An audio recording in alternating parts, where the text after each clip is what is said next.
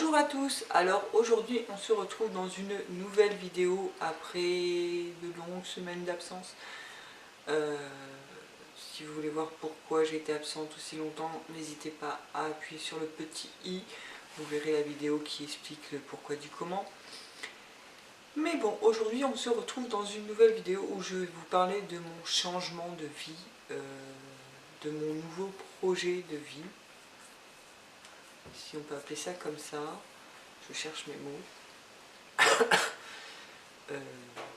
Sur mon nouveau projet de vie, si on peut dire. Changement de vie, enfin, ce que vous voulez. Donc, pour ce changement de vie, c'est un changement catégorique de profession, si on peut dire. Jusqu'à il y a 3 ans, j'étais vendeuse. Avant d'être vendeuse, j'étais maman. J'ai été maman aussi en étant vendeuse. Et aujourd'hui, après ce licenciement, c'est pareil. Vous regardez dans les anciennes vidéos, vous verrez pourquoi le licenciement.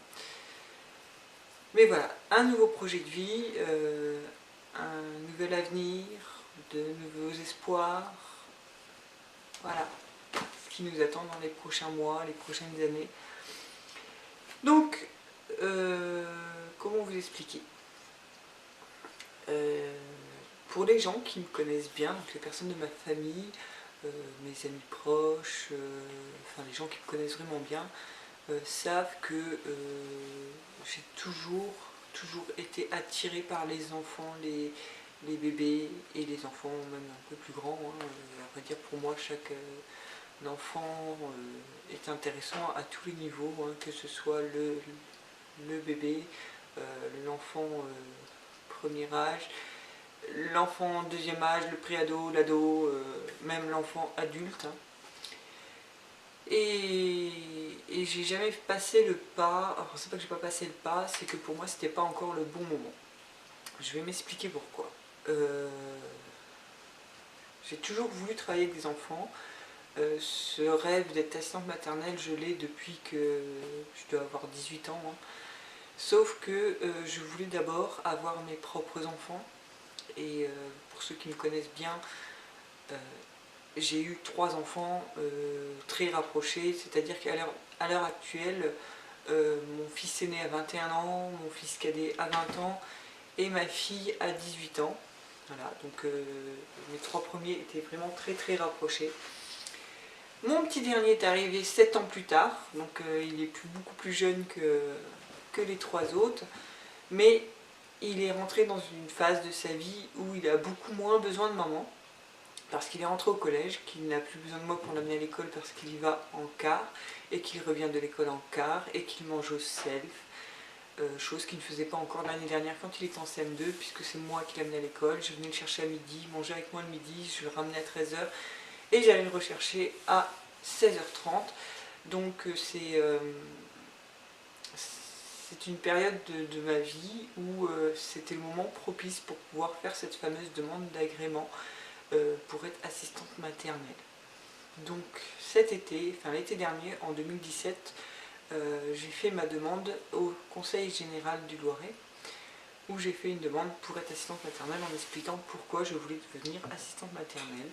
Donc, suite à ce courrier que je leur ai envoyé, ils m'ont renvoyé un courrier pour me convoquer à une réunion d'information que j'ai eue le 14 septembre. Donc le 14 septembre, j'ai été à cette réunion où on nous a expliqué les bons côtés et les moins bons côtés du métier d'assistante maternelle, en quoi il consistait, ce qu'il fallait qu'on ait à peu près comme matériel, ce qui étaient nos droits et nos devoirs. Enfin voilà, on nous explique un petit peu ce qui est réellement le métier d'assistante maternelle, parce que des fois il peut être un petit peu pris à la légère, lorsque non, c'est un métier à part entière, et les assistantes maternelles sont supposées être des personnes professionnelles. Donc voilà. Suite à cette petite réunion, on nous a remis un dossier qu'on pouvait remplir ou non, parce qu'il y a des gens qui ne remplissent jamais le dossier et qui ne vont jamais aller plus loin que cette réunion d'information. Donc moi, ce dossier, je l'ai rempli, je l'ai renvoyé le 29 septembre. C'est une date qui ne s'oublie pas, puisque c'est la date de l'anniversaire de ma fille, c'était la date de ses 18 ans. Donc voilà, j'ai rempli le dossier, j'ai attendu cette date-là. Pourquoi le 29 septembre? Parce qu'on vous demande le casier judiciaire des personnes adultes, des personnes majeures dans votre foyer. Et j'ai attendu que ma fille ait 18 ans pour que ça pose moins de problèmes. Voilà, comme ça ils avaient tout de suite son extrait de casier judiciaire qui est bien sûr vierge. Et puis voilà. Suite à ce renvoi de dossier, j'ai reçu une lettre me disant que une personne du conseil général, donc en l'occurrence pour ma part c'était une assistante sociale, allait venir visiter mon logement pour voir si éventuellement mon logement pouvait accueillir ou pas des enfants, parce qu'il y a des logements où on ne peut pas accueillir d'enfants, hein. S'il y a trop de danger chez vous, on ne vous accordera pas un agrément bien sûr, hein. Où on m'a posé des questions pour voir exactement si j'étais apte ou pas, ou si la personne que j'avais en face de moi pensait que j'étais capable ou pas de pouvoir faire ce métier. Donc ça a été donc ce rendez-vous, elle est venue chez moi le 14 novembre. Donc la visite s'est faite, elle a visité le jardin, elle a visité la maison, pas tout quoi. On a passé une bonne heure à discuter, voire 1 heure et demie à discuter. Et suite à ça, j'ai reçu un courrier le 16 décembre, avec une décision du 14, pour me dire que ma demande d'agrément avait été acceptée pour 2 enfants. Donc j'ai le droit d'accueillir 2 enfants de 0 à tant que les parents ont besoin. Bien que moi, je préfère me baser sur des 0-3 ans, et je vous expliquerai pourquoi après. Et après ce courrier, tout de suite après ce courrier, j'ai reçu un autre courrier qui me disait approximativement ce que je devais changer ou ce que je devais améliorer chez moi. En l'occurrence, il fallait que je range un râteau. Donc bien sûr on l'a rangé, hein. J'ai renvoyé la lettre pour dire que nous avions bien fait la mise aux normes du jardin, hein. Et puis voilà. Donc ce râteau rangé, j'ai reçu un courrier mi-janvier pour me dire que, parce que bien évidemment vous recevez un agrément, mais vous n'avez pas le droit de pratiquer tant que vous n'avez pas fait 60 heures de formation. Il y a 120 heures à faire en tout, mais vous devez commencer par faire 60 heures de formation en 2 semaines, donc sur 10 jours, hein, plus les week-ends, ça fait 2 semaines. Et le PSC1 qui est l'équivalent du brevet de secouriste. Donc j'ai reçu ce courrier mi-janvier pour me dire que j'ai commencé ma formation le 5 février et que ça se finirait le 19 février. Bien évidemment, il a fallu que ce soit la période où il a neigé.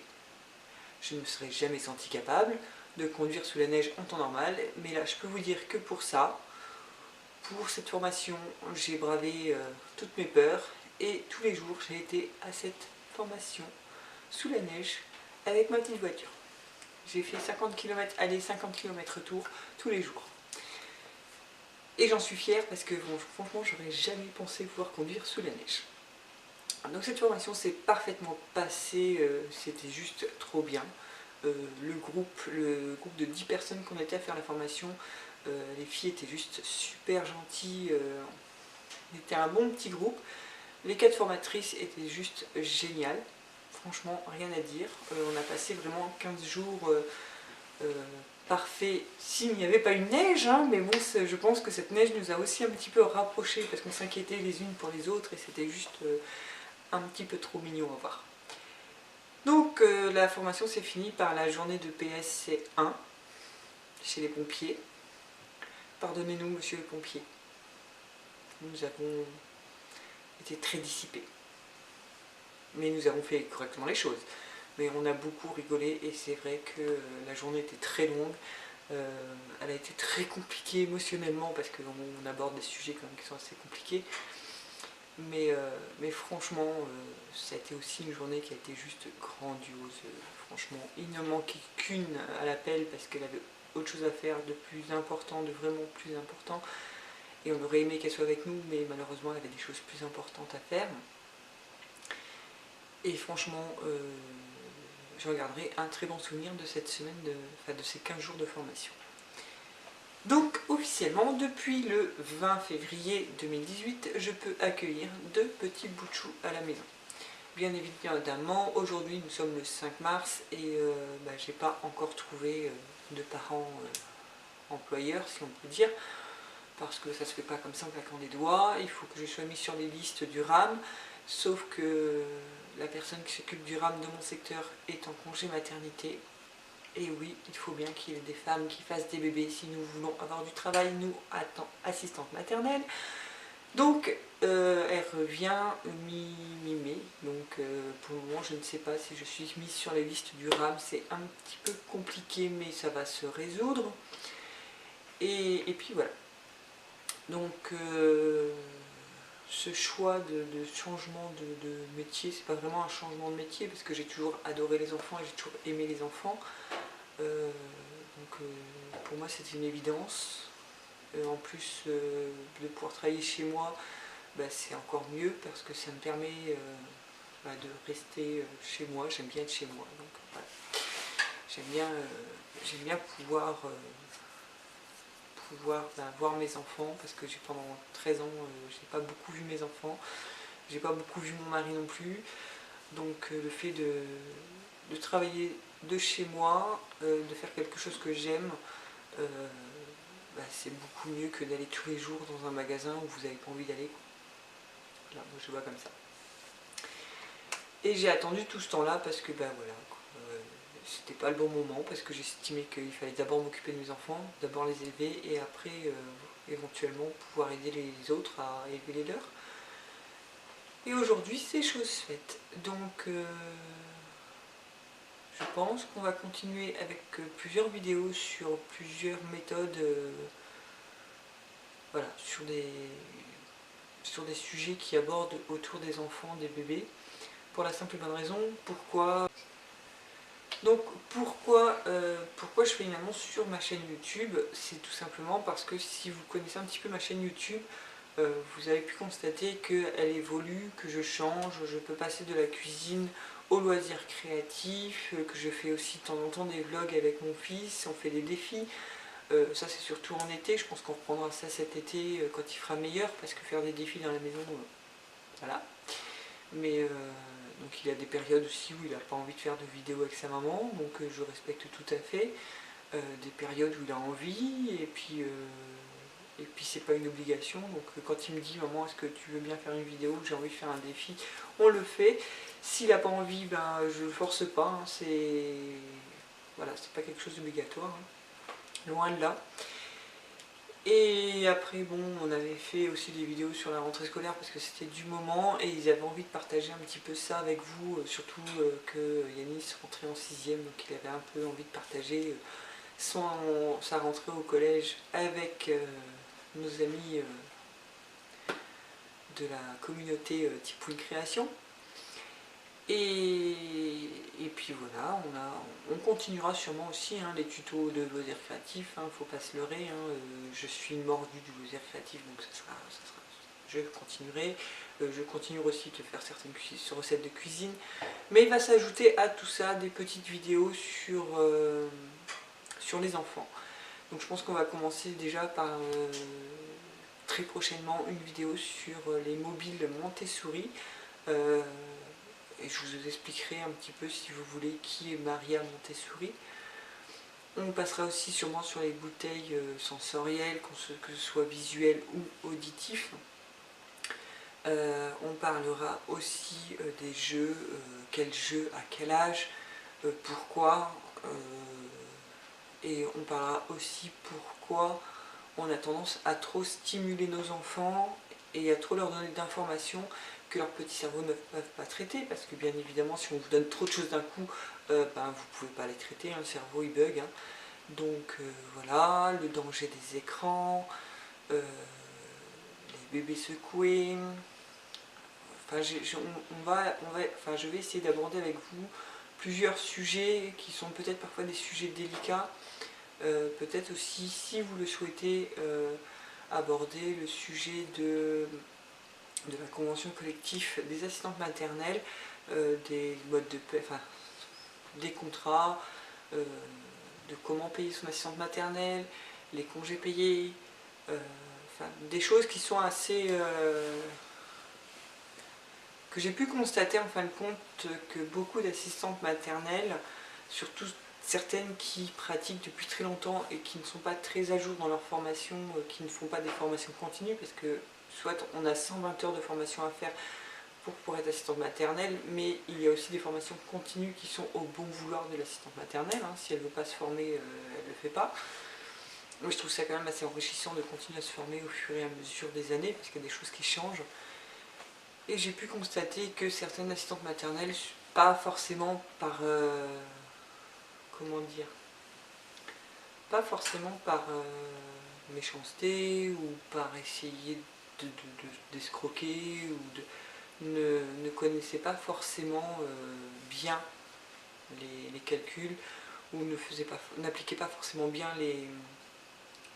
ce qui est préconisé dans le congé payé, etc., etc. Donc éventuellement, si vous voulez qu'on en parle, n'hésitez pas à demander en commentaire, je me ferai un plaisir de répondre à vos questions après documentation et en reprenant ce que nous avons appris en formation.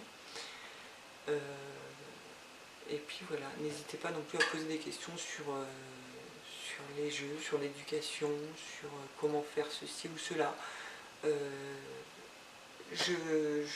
Bien évidemment, je ne ferai pas la vidéo dans la foulée, parce que pour moi, un sujet doit être travaillé. Donc n'hésitez pas à demander, et moi je travaillerai dessus. Et le jour où je serai prête, je ferai la vidéo pour répondre à vos questions. Sinon, quoi dire? Pas grand chose, à part que l'aventure est lancée. J'y crois fort, vraiment très très fort, c'est quelque chose qui me tient beaucoup à cœur, de pouvoir accompagner des parents comme mon assistante maternelle pour Yanis a pu m'accompagner. Honnêtement, j'espère que je pourrai faire aussi bien qu'elle, parce que franchement, elle a su me rassurer quand il fallait que je sois rassurée, et elle a su rassurer mon fils quand il en avait besoin. Il a 12 ans aujourd'hui, et il adore sa tata, quoi, donc j'espère que je pourrai apporter le même bien-être à certains parents que moi, mon assistante maternelle a pu m'apporter comme bien-être pour partir au travail en sachant mon fils entre de bonnes mains. Pendant que moi j'allais travailler, je savais que je n'avais pas à m'inquiéter pour lui, parce que j'avais trouvé la perle rare, qui malheureusement, heureusement pour elle d'un côté, hein, elle a pris sa retraite et elle en est très heureuse, elle l'a bien mérité. Mais voilà, donc voilà. Sachez que si vous êtes de Dordives ou des alentours de Dordives, il y a une nouvelle assistante maternelle sur Dordives qui est prête à accueillir vos bouts de chou dans un cadre vraiment très calme, posé, avec beaucoup de dialogue, parce que l'assistante maternelle, c'est pas que recevoir les enfants, c'est aussi rassurer les parents et parler avec les parents. Actuellement, j'ai eu 2 visites de parents, donc je croise les doigts, enfin je croise les doigts pour une, parce que l'autre, je sais que elle a choisi notre assistante maternelle, ce qu'elle a tout à fait le droit, hein. J'ai pas d'expérience entre guillemets vraiment en tant qu'assistante maternelle, et peut-être que je lui correspondais pas, parce que on ne peut pas toujours s'entendre bien, enfin c'est pas s'entendre bien, c'est que c'est quelque chose qui doit se passer au feeling. Donc si le feeling n'est pas passé de son côté, c'est pas grave, quoi. C'est des choses qui arrivent. Donc voilà. Donc j'attends la réponse de la deuxième maman, et j'espère en voir d'autres, et très vite pouvoir accueillir mon premier enfant et commencer cette nouvelle aventure. Bien évidemment, dans aucune vidéo vous ne verrez aucun enfant, à part les miens qui sont grands, et encore quand ils le veulent, hein, parce que c'est pas une obligation, mais jamais vous ne verrez de photos ou de vidéos ou quoi que ce soit sur un enfant que je garde venant de chez moi. C'est hors de question, c'est mon travail, donc j'estime que si j'allais travailler à Brico comme il y a 13 ans, je prendrais pas mon appareil et j'irai pas filmer mon lieu de travail. Donc moi je filme mon lieu de travail, mais je ne filmerai pas les enfants que j'accueillerai, ça c'est hors de question. Et puis voilà. À la rigueur, si vous voulez un petit room tour de leur chambre, vous pourrez le demander en commentaire. Je me ferai un plaisir de vous présenter leur petite chambre. Là actuellement vous avez l'espace jeu du séjour, hein, où il y a plusieurs choses qui sont mises en place.